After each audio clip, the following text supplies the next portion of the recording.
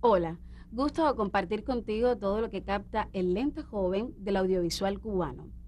Alguna vez Sir Isaac Newton comentó que había conseguido sus triunfos científicos parándose sobre hombros de gigantes. Esta máxima puede aplicarse a todo acto creativo como es la realización audiovisual.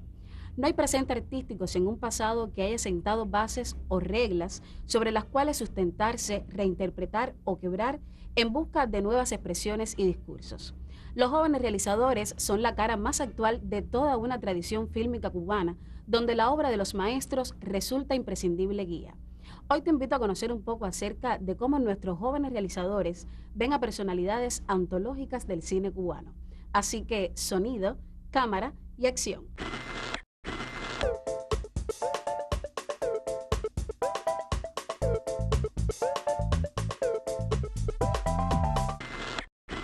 Un joven documentalista va sobre los pasos de una actriz ineludible en el cine nacional para conocer al ser humano.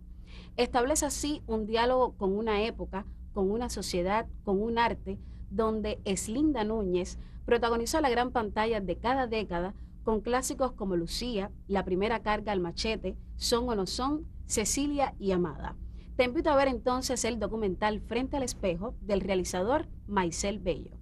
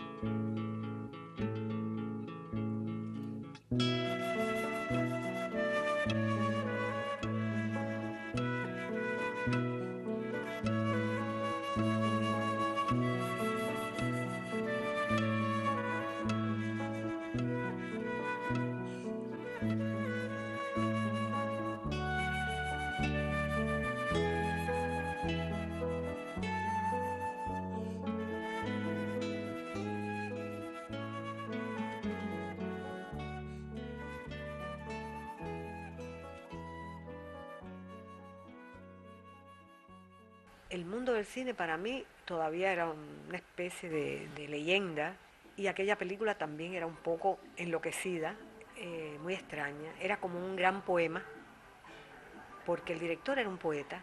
Él se fascinó con el mundo afrocubano y reinventó su propio mundo. Creó una cantidad de personajes disímiles y cuando yo me enteré de las pruebas que eran en el Habana Libre, por supuesto, también fui a la prueba, a pesar de que me costaba trabajo ir a un casting, me daba mucho pudor. Pero yo siempre he sido muy abierta a la hora. Según soy de tímida en mi vida personal, en la escena, soy muy arriesgada.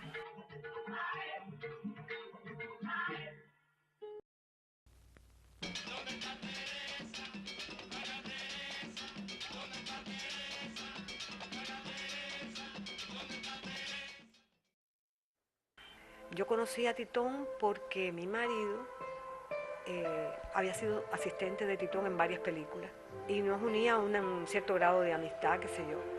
Y un día él me dice que porque no iba por donde estaban haciendo el casting para Memoria, que estaba pensando quizás probarme para algún personaje. Entonces eh, fui al casting y cuando llegué vi tanta gente que yo dije, seguramente que no me van a llamar. Al cabo del tiempo, Titón me cita y me dice que quería darme el personaje de Noemí. Y aunque el personaje de Noemí tenía ciertas características que me preocupaban, decidí hacerlo porque consideré que era una gran oportunidad trabajar con Titón.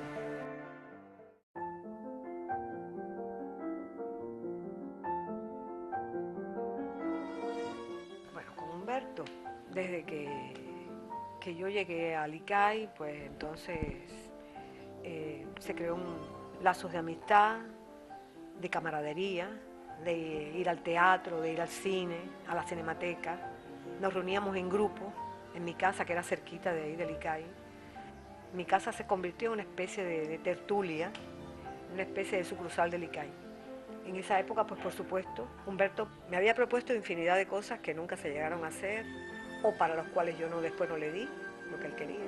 Y entonces no se había logrado nunca hasta que llegó Lucía. Lucía del 33 es una historia muy dolorosa, pero muy hermosa. Yo todavía recuerdo los momentos en que filmé esas escenas, que para mí fueron así tremendas, realmente muy fuertes. Había momentos en que yo pensaba en una escena y Humberto venía y cambiaba todo. Eso pasó en una de las escenas que teníamos en una azotea. A él no le gustó mucho los diálogos y eso, ni los de él ni los que nosotros improvisábamos. Entonces vino y dijo, ya está, vamos a hacer un poema de Martín. Él comienza y tú lo sigues. Y yo con la cámara me adentro en ustedes, simplemente.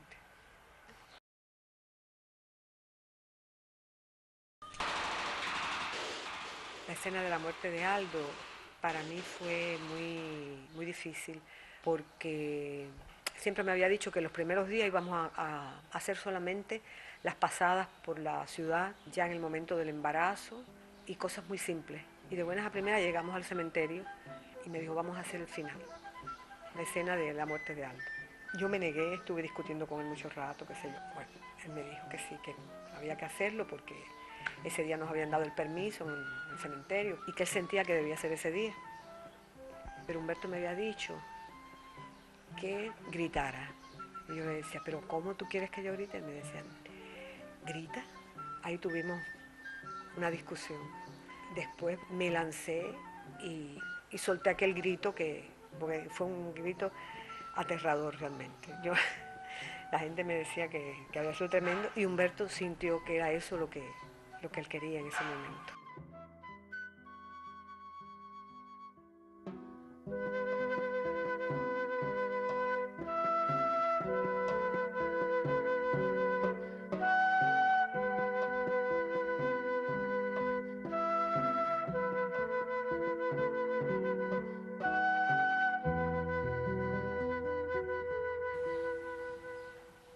Un día de noviembre es una película que Humberto decía que era su película más personal. Es una película dolorosa, una película extraña, compleja, donde gocé mucho haciendo ese personaje. Un personaje que sintetizó un poco el despertar de muchas muchachas en esa época y yo pienso que hoy en día se relaciona mucho con las muchachas de la actualidad, no solamente por la moda, que es casi igual, sino por lo que piensan, por lo que sienten, por lo que sueñan, por lo que desean. Es un personaje un poco egoísta, que cuando trata de sacrificarse no le sale bien, se le ven las costuras, pero es un personaje que está en plena búsqueda y muy activo, una mujer muy vital, una mujer que se hace preguntas a sí misma y que busca respuestas rápidas.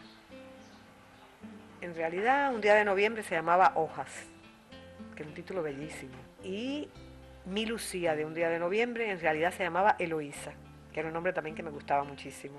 Pero en un final, Humberto quiso hacer una mujer de esa época, que quizás hubiera podido haber sido un cuarto cuento de Lucía. No entendí las incomprensiones por la película. Me parecía que la película no tenía ningún tipo de preocupación por la cual debía guardarse durante un tiempo.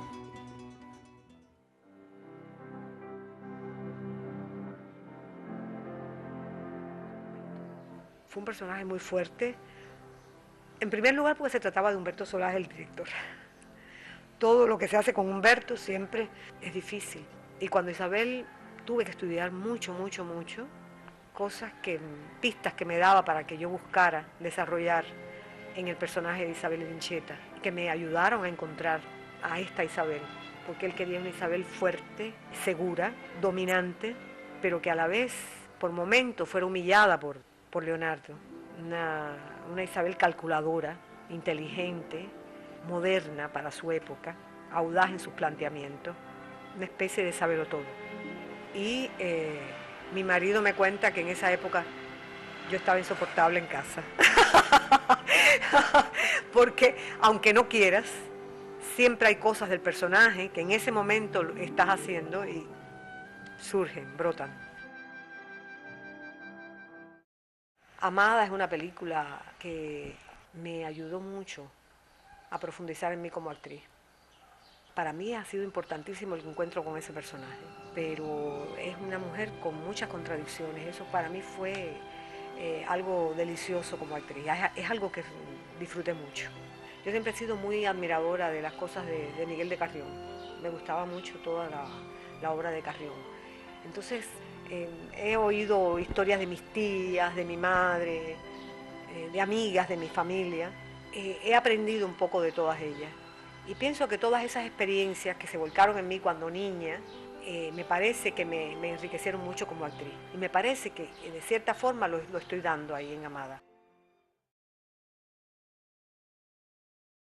La década del 90 fue una época más difícil, una época donde no hice muchas películas, pero trabajé mucho haciendo obras de teatro, trabajé como profesora de actuación en una escuela del ICRT en Mazón y San Miguel durante 4 años y me ofrecieron cosas, algunas muy interesantes, otras menos interesantes, pero siempre con algún nivel de interés en la televisión. Entonces me esforcé en hacer ese tipo de trabajo lo mejor posible, con todos los problemas que hubo en ese momento. Me iba mucho al mar. En esa época, cuando llegaba de los ensayos o de las clases, nos íbamos Manolo y yo a la costa y nos bañábamos hasta tarde en la noche, hasta las 9 de la noche más o menos, que era a esa hora caía el sol, qué sé yo, y nos bañábamos ahí en la costa. Hicimos una vida un poco más en casa en esa época. Eso sí, trabajé bastante. Me esforcé todo el tiempo por seguir trabajando, aunque era una época en que no había tanto trabajo. Tuve la suerte de que siempre, más o menos, de alguna forma o de otra, estaba trabajando.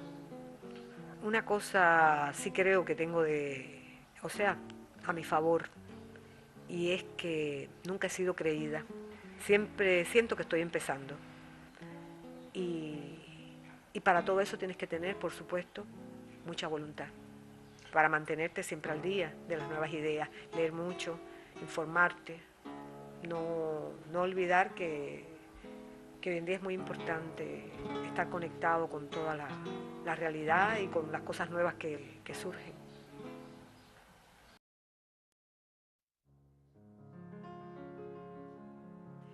Tuve esa preocupación de que me encasillaran en personajes románticos, lánguidos, etéreos, cuando hice Lucía. ¿Por qué? Porque en ese momento me llovieron proposiciones con esos términos, de esa misma forma. Lo mismo en teatro que en cine. Y tuve que ser dura conmigo misma. Me di cuenta que no podía seguir haciendo eso. Por suerte existía el teatro en ese momento, que estaba muy vinculada al grupo Teatro Estudio y al grupo La Rueda, que dirigía en ese momento Rolando Ferrer, y Teatro Estudio Raquel Revuelta. Ahí pude interpretar otros personajes que me ayudaron mucho a buscar dentro de mí otras posibilidades, y todo eso lo pude hacer en teatro, por suerte. Nunca tuve nada en contra de los desnudos, salvo el miedo, el momento violento de tener que hacerlo. Pero me parece que es normal en una película, por ejemplo, que el personaje lo requiera en un momento determinado, pues que suceda, ¿no? De hecho, lo tuve que hacer en memoria, aunque me trajo no pocos sinsabores, pero sabía que estaba haciendo una cosa que debía hacer. Y en ese momento, cuando tomé esa decisión en contra de muchas cosas, me di cuenta que empezaba a respetarme mucho más a mí misma en ese momento. En Amada es alguien muy parecido a mí. yo nunca me he dado cuenta, sí, de que yo soy una mujer bella. Y Jorge Herrera me supo bajar los humos hace mucho tiempo. Un día se sentó delante de mí y empezó a hablarme de todos mis defectos, porque Humberto decía que yo tenía una arquitectura facial que le interesaba mucho, que los huesos míos, que el ángulo, que no sé qué. Y entonces Jorge se sentó delante de mí y empezó a decirme, mira, tú tienes este problema en la cara, tienes la cara aplastada por aquí, tienes esta ceja más levantada, bueno, me empezó a hablar, tienes la barbilla demasiado no sé qué, tienes los dientes irregulares.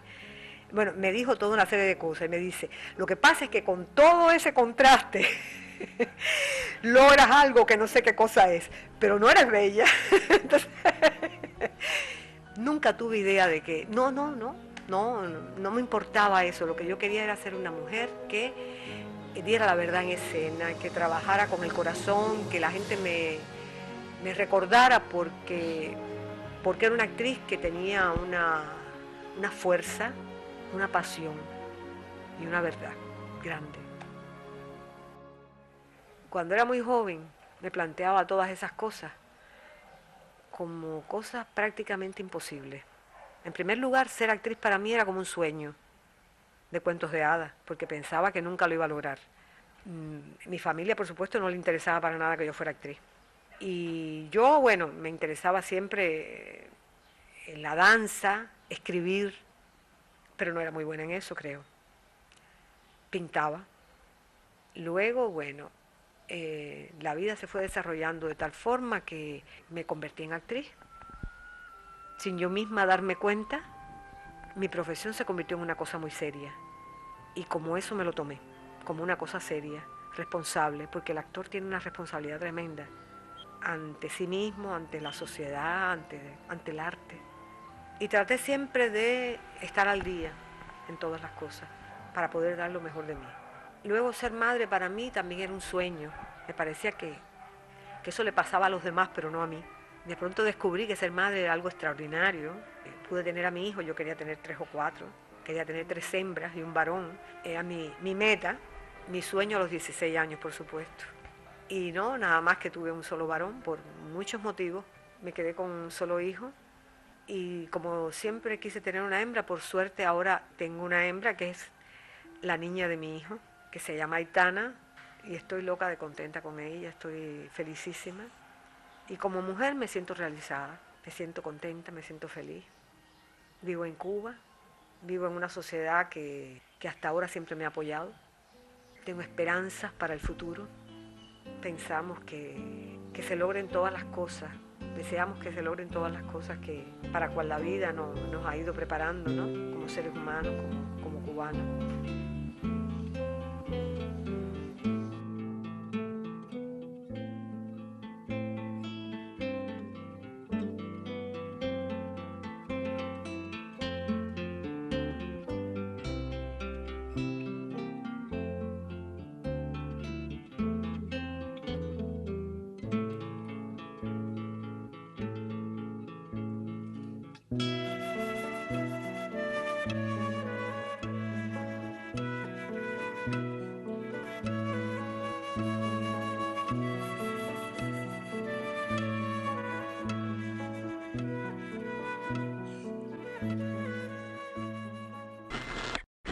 Después de apreciar esta propuesta, los dejo con nuestro espacio Plano y Contraplano, conducido por el periodista y crítico de arte Antonio Enrique González, quien conversa con Maisel Bello. Saludos, hoy me acompaña aquí en Plano y Contraplano el realizador Maisel Bello. Bienvenido, quien un poco sirve para hacer una especie de crossover entre el antecedente de este programa más cercano, que es Nuevos Aires, y Lente Joven, pero bueno, está en calidad esta vez de entrevistado por acá, y sobre todo por su documental Frente al Espejo, que acabamos de visionar. Maisel, un documental donde tú, desde tu generación, te acercas a un ícono indiscutible como es Linda Núñez, la cual un poco rompe con ese absoluto de hablar de un solo rostro del cine cubano. Creo que Linda es tan rostro como cualquiera, y sobre todo me interesa comenzar a hablar contigo el aspecto formal del documental, el haber escogido el material fotográfico y sobre todo la técnica de fotoanimación, que es algo que en lo personal yo he estudiado, y ya aquí en el mismo programa hemos puesto documentales como Velas de Alejandro Alonso. Yo este documental, bueno, hay que partir que es el documental tesis, es el trabajo de grado para graduarme de la Facultad de Medios de Comunicación Audiovisual de Liza. Y yo estuve todo el tiempo pensando cómo yo quería hacer este documental. Yo estuve muy indeciso. Sabía que quería evitar lo más posible el talk show, ¿no? O sea, el talking head, el talking head, ¿no? Ajá. La cabeza parlante esta contando toda su vida, que además cuando se trata de un documental que hasta cierto punto es monográfico, Sí, es mucho de hablando de la experiencia de vida de una persona, se tiende mucho a esto, ¿no? A partir de ahí también entonces busqué fotogramas que me hablaran un poco lo que yo quería contar, ¿no? Y entonces de esa manera poder hilvanar ese discurso visual que yo trazo paralelamente con lo que ella está diciendo. Sí, precisamente el documental destaca por esto, por realmente el verdadero complemento orgánico que hay entre imagen y texto. Sí, precisamente el talking head es algo que tiende mucho a una prueba que alguien me decía alguna vez: si tú cierras los ojos y tienes con lo que te está diciendo la persona, entonces estás viendo radio. Y entonces no necesitas la imagen, no necesitas a la persona hablando. Sin embargo, el testimonio fotográfico es muy importante a la hora de hilvanar todo el discurso que tú quieres, que la larga es un discurso, como tú decías, testimonial, no es un discurso muy complejo, digamos. Ella sencillamente es su experiencia, y sí creo que de parte de ti hubo una visión, digamos, muy cariñosa, es decir, amable, más que decir respetuosa, ¿no? Incluso una integración donde, ¿qué pasa? Linda tiene una voz también muy interesante. Sí, también. Y esa voz ayuda mucho precisamente a subrayar esto de las imágenes. Por ende, el documental sobre todo se trabajó en postproducción. Yo grabé a Linda solamente la voz y entonces después me di a la tarea de comenzar a montar el documental solamente en imágenes. Y fue curioso porque mientras lo estaba montando, entonces empecé a experimentar muchas cosas, ¿no? Porque no tenía tampoco demasiado tiempo, o sea, yo estaba ya bastante contrarreloj con respecto a las fechas de entrega del trabajo, pues.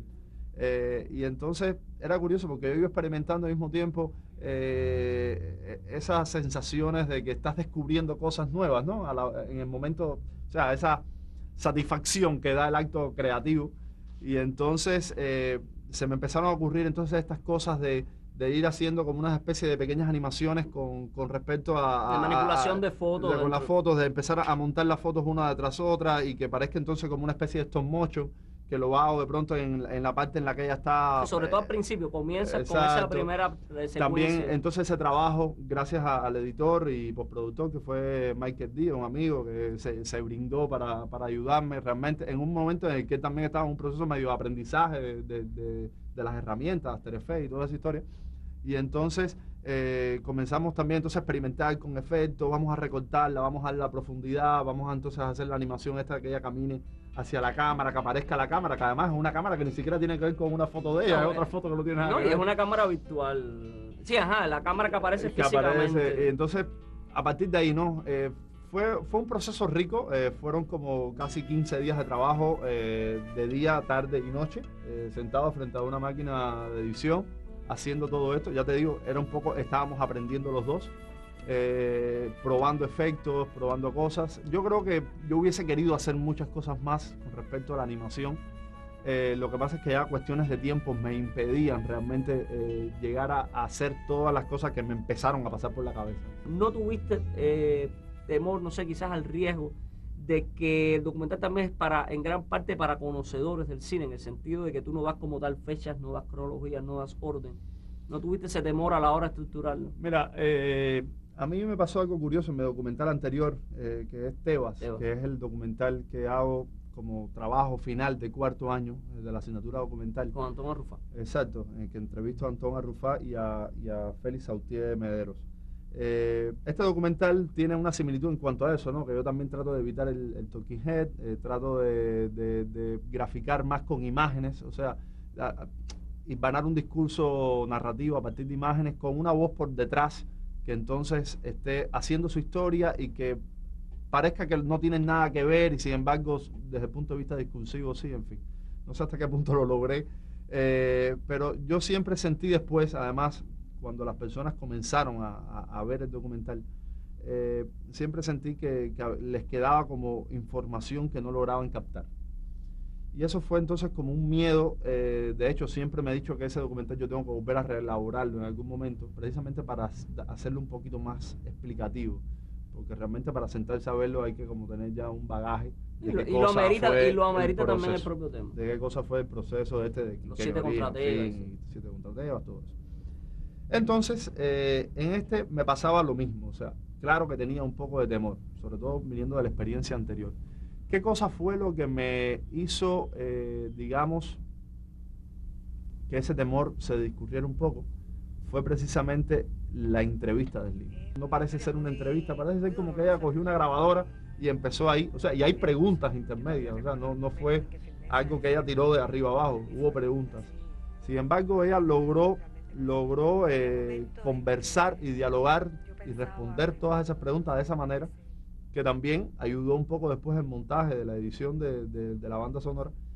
Y entonces ese miedo se discurrió un poco. Tal vez al principio en unas imágenes que salen de esa película, que es muy extraña, es una película del otro Cristóbal, una película creo que de la cual ni siquiera existen copias o algo así, en la que tal vez uno se queda un poco medio, bueno, ¿esta película cuál es? Yo ahí sí utilicé el título de la película un poco para ubicar, pero me parece que después ya no. Después con Lucía, con Memoria, con Cecilia, Un día en noviembre, se fue dando de una manera que sí, que las personas, a pesar de que no son conocedoras del cine, logran entender de qué se están refiriendo. Y a la larga el documental también, si no sirve para dar una información plena, sí sirve para provocar el interés quizás en muchos de los receptores por conocer de Slinda o conocer a través de Slinda otras zonas del cine cubano. Maysa, agradecerte que has estado aquí conmigo en Plano Contra Plano, y ustedes los espero en un próximo programa. Luego de conocer sobre el diálogo fílmico entre jóvenes y clásicos, me despido hasta la semana próxima a esta misma hora y por Cubavisión para seguir captando a Cuba con Lente Joven. Puedes comentarme tus opiniones a lente.joven@icrt.cu. Hemos estado en la sala Alfredo Guevara de la Asociación Hermanos Saiz. Soy Indira y te agradezco la complicidad. Chao.